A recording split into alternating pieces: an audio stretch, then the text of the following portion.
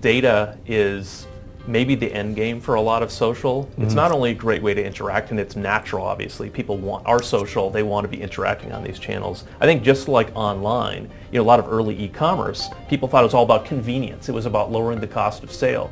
But it turns out that it was also about understanding the types of behavior and what people liked and be able to open up a line of communication. I think that's totally the case for social as well. I was going to say, I think mobile has taken another step further, what we were just talking about last week as well.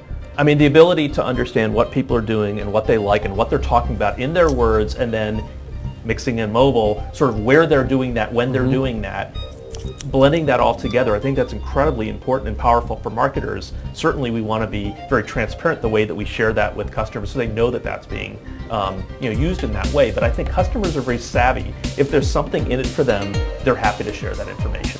And what have you seen out there as far as this next generation coming in? What do you see happening?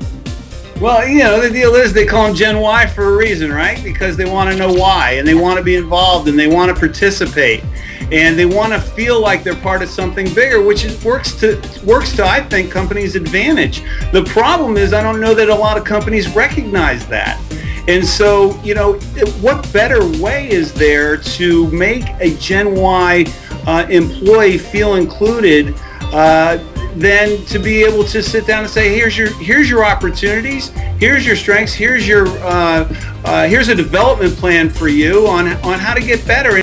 Okay, so let's talk about this first one. It says, in the context of your search marketing efforts, how would you describe the impact of the following trends and technologies? So this is an interesting one. So mobile is the next big thing, and it has been for the last 5 years, right? That's the whole idea. But mobile really hasn't converged in a way, in my opinion, that really makes a lot of sense for people to drop everything and invest in. But when Sempo surveyed hundreds of companies throughout the U.S. and maybe even throughout the world to figure out what they think that the big things are, mobile still rates as number one.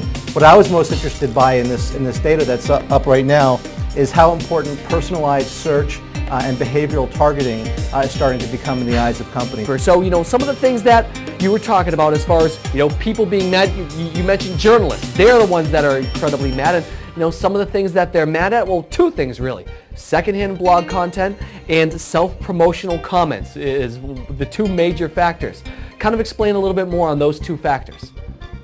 Well, so I think what we're seeing happening here is that the social media gold rush is over, and that like those people you see out on Wall Street, many editors and journalists feel like they're being taken advantage of. So a common practice that's developed over the last couple of years is that companies have posted blogs to their site and then resubmitted them as original content to Medium. And media have caught on to that. They're just not going